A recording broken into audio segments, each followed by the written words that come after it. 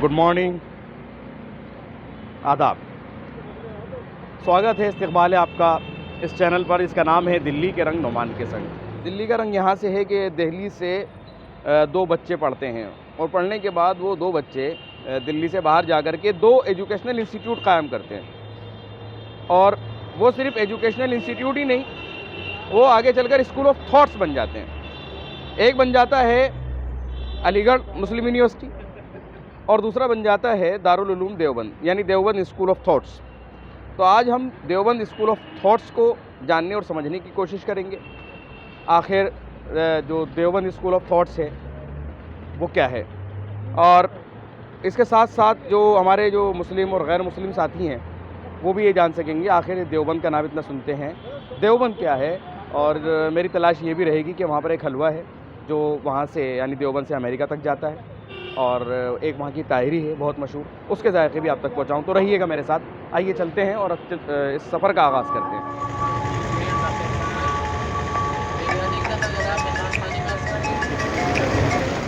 छोटे से वक्फे के लिए, ज़रूरियात से फ़ारिग होने के लिए हर इंसान का कुछ ना कुछ तकाज़ा होता है।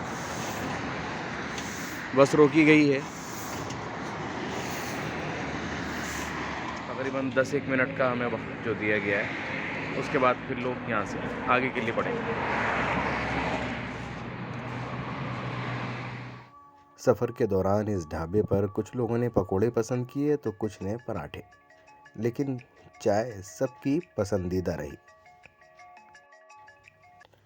चाय की चुस्की के बाद फिर सफ़र का आगाज़ हुआ और रास्ते में देवबंद इंस्टीट्यूट की अहमियत और उसकी तारीख़ पर रोशनी डाली गई, ताकि लोग रास्ते में उस इंस्टीट्यूट के बारे में ज़्यादा जान सकें जहां पर वो विज़िट कर रहे हैं।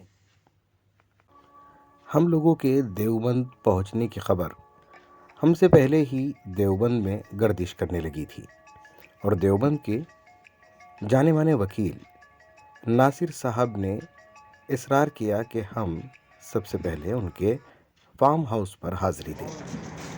सभी लोगों ने इस बात को माना। इसकी तकल्लुफ़ की क्या ज़रूरत थी वकील साहब? नासिर साहब ने तमाम मेहमानों का इस्तकबाल किया और दिल्ली वालों ने भी बखूबी न सिर्फ ये कि उनके पेश करदा चीज़ें बड़े चाव से खाईं, बल्कि उनके पेड़ के, उनके बाग के जो अमरूद थे उनको बड़े शौक़ से खाया। अच्छा अमरूद है, बिस्मिल्लाह। बहुत 12:30 बज चुके हैं, तो सफ़ीर साहब जो हैं वो उनके ऊपर मदरसे का दबाव है और हमारे जो नासिर साहब हैं उनके ऊपर मोहब्बत का दबाव है, तो इसलिए तो हम दिल्ली वालों ने बैलेंस करने की कोशिश की है कि जो सफ़ीर साहब पर दबाव मदरसे का है वो भी कम हो और जो दबाव नासिर साहब पर मोहब्बत का है वो भी कम हो। तो हम दिल्ली के लोगों ने बैलेंस करने की कोशिश की और फिर हम अब आगे मदरसे की तरफ बढ़ने की कोशिश करेंगे।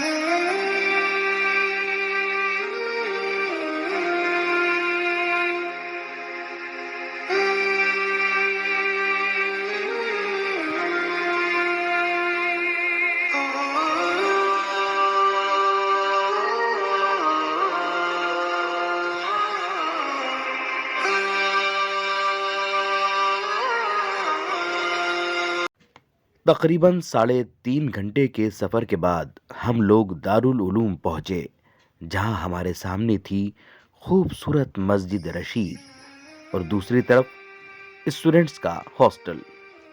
बस से उतरने के बाद हम दारुल उलूम के मेन कैंपस की जानिब बढ़ने लगे।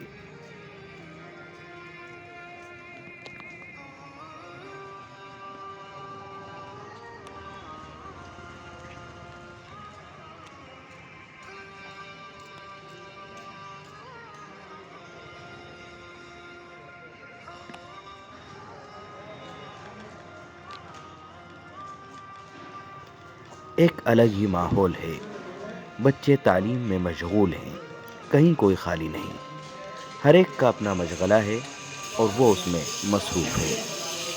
माहौल पुरसुकून है, लेकिन एक शख्स है जो अपनी मशीन से सुकून को ख़त्म करने के दर पे है। खैर मजदूर है, पत्थर को काटने की कोशिश कर रहा है। यह माहौल देखकर अपनी दिल्ली यूनिवर्सिटी की याद आ गई।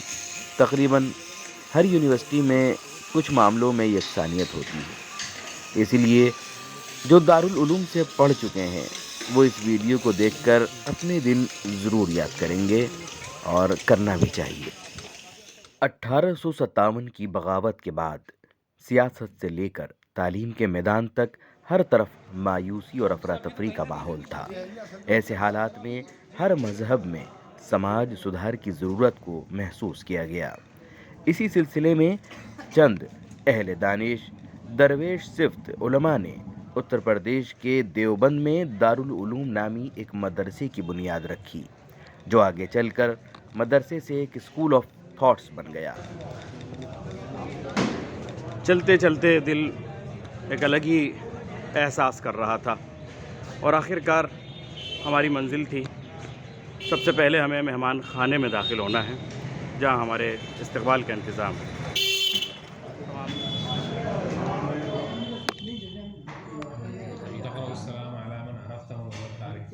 जिसको जानते हैं उसको भी सलाम करना है जी, जिसको नहीं जानते हैं उसको भी सलाम करना है। इस बात का मफ़हूम है जी।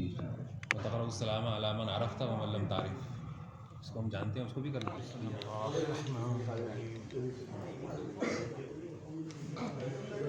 खाने का ऐलान होते ही तमाम अफराद दस्तरखान की जानिब रुखसत होते हुए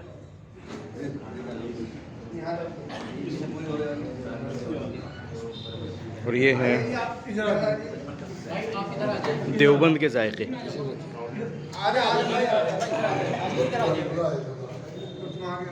रोटी और ये जायका पानी जग में है, पानी सब में जी बैठ जाओ, आ जाएगा। कि इन्होंने एक खासियत बताई थी कि इसमें मैदा नहीं होता। बिल्कुल भी 0.0% बिल्कुल मैदा नहीं होता। ये चक्की का आटा प्योर। अपनी चक्की, अपना गेहूँ, सब कुछ अपना है।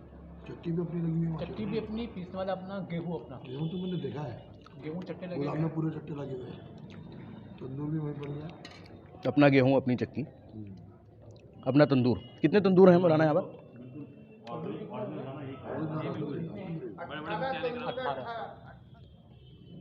1:40 पे नंबर। मैं खाने की तफसील बताने में लगा रहा और सामने वाले साहब मेरे आगे से डिश भी ले गए।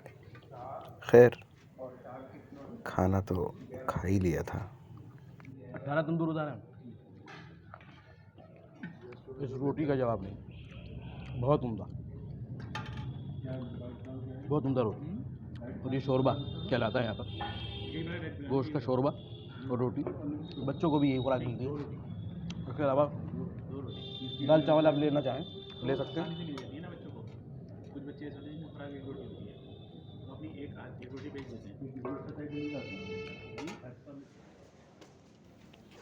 मेहमान खाने के सामने ही वाक़े है पुरकशिश और ख़ूबसूरत मस्जिद क़दीम।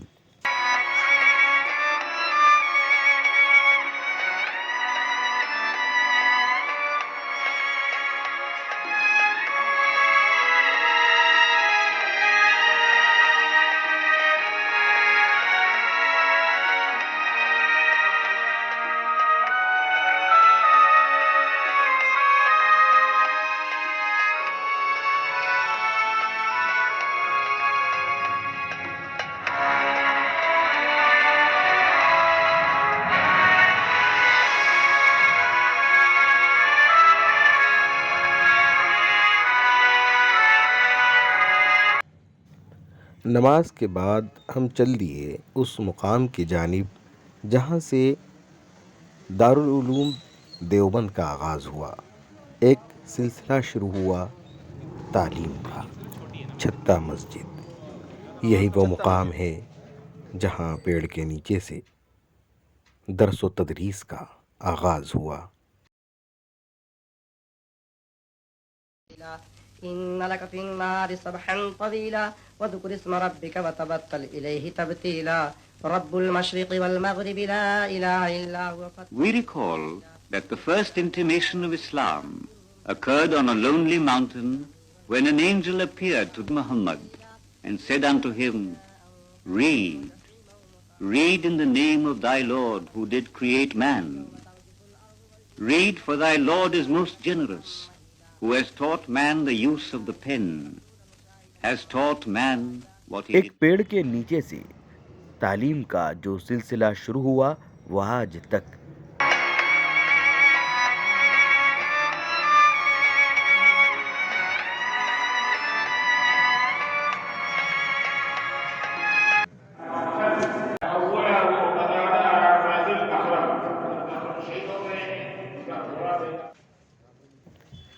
देवबंद की यूनिवर्सिटी यानी दारुल उलूम में इस वक्त तकरीबन 5000 बच्चे तालीम हासिल कर रहे हैं।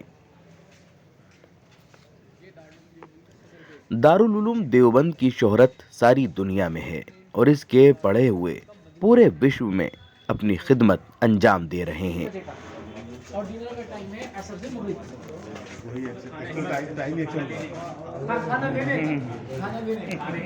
और ये है दारुल उलूम देवबंद का बावर्ची खाना, जहां 5000 बच्चों के लिए खाना तैयार किया जाता है।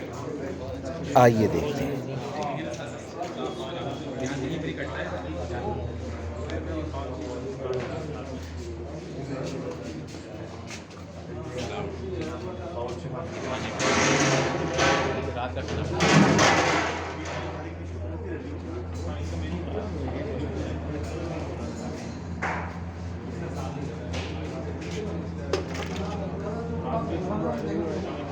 हाँ, सुभान अल्लाह। ये खाना तो उतना खड़ा गरम हो रही है गरम रात शाम के खाने की तैयारी हो रही है। मशहूर रोटी देवबंद की, इसका ही निवाला ले रहा हूँ यहाँ पर।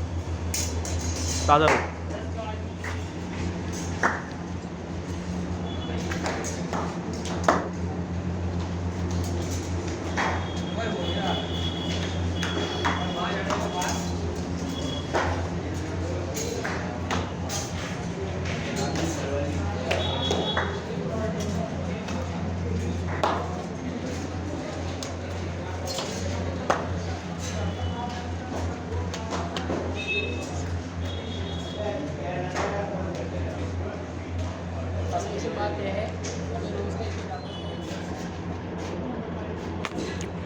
ये आटा गूंदने की मशीन है। चाहें तो अपने घर का आटा लाके भी गूंदवा लें, लेकिन दिल्ली से आने में आपको बहुत पैसे लगेंगे, इसलिए यहीं का गूंदने दी। इसके बाद हमने रुख किया दारुल उलूम की पुरानी और तारीख़ी लाइब्रेरी का, जहां तौरात, ज़बूर, इंजील समेत बहुत सारी बेशकीमती और नायाब किताबें मौजूद हैं। हज़रत अबू बकर का तहरीर करदा ख़त, आलमगीर के तहरीर करदा कुरान के सफ़हात समेत बहुत से ऐसे नुस्खे हैं जो आपने आज तक नहीं देखे होंगे।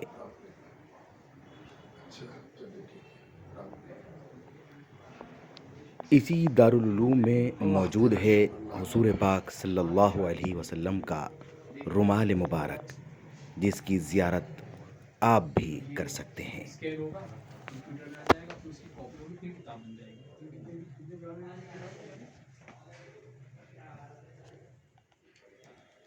तो है हमारी जान और किताब इंदिराज करा के पढ़ना उसको मुताले करना ऐसे भी ये पूरा अरबिक सेक्शन है। अभी देखिए आप ये किताबें कितनी पुरानी। दारुल हदीस, वो कदीम इमारत जो पहचान है दारुल उलूम की।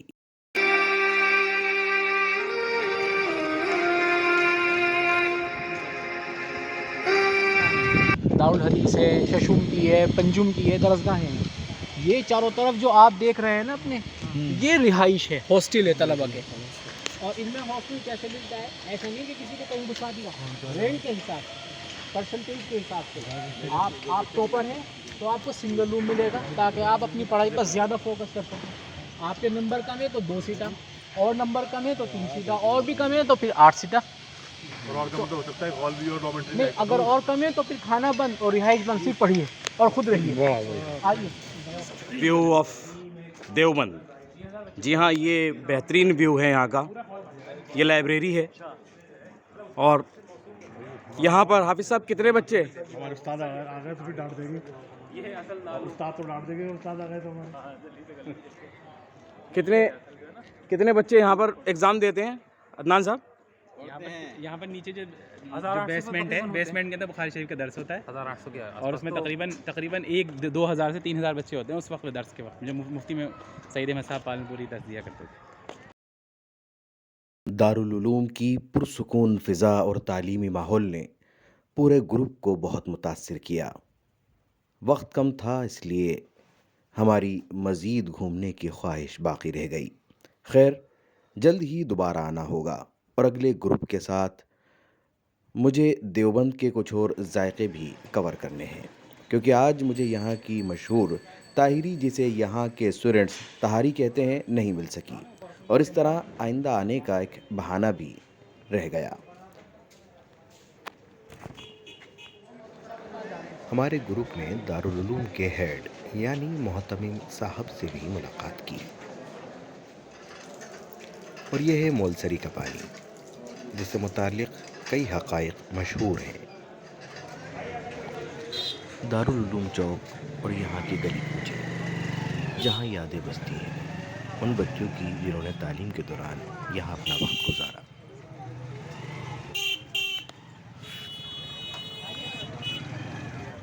हर नज़ारा दिल फरेब, हर तरफ एक सुकून। वाकई एक दिलचस्प मकाम है दारुल उलूम देवबंद। सूरज के गुरूब हो जाने के बाद मस्जिद रशीद में एक अलग ही मंज़र था, जिसे भुलाया नहीं जा सकता। एक ऐसा नज़ारा जिसमें इंसान मबहूत हो जाता है। और इसी मंज़र के साथ हम लोगों ने दिल्ली वापसी की, लेकिन मैं जल्द ही दोबारा देवबंद आऊँगा। आप भी मेरे साथ आ सकते हैं। शुक्रिया। In his welcome address, the rector of the university, Qari Muhammad Tayyab, reiterates the dedication of Darul Uloom to the highest standards of scholarship. She prays to God that Darul Uloom will continue to serve India and the world in the true Islamic tradition.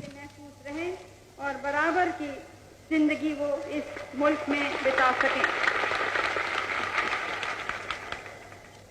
इस मौके पर उन हस्तियों को खिराज अकीदत पेश करती हूँ जिन्होंने भारत की रंगारंग सकाफत में अपने रंग भरे।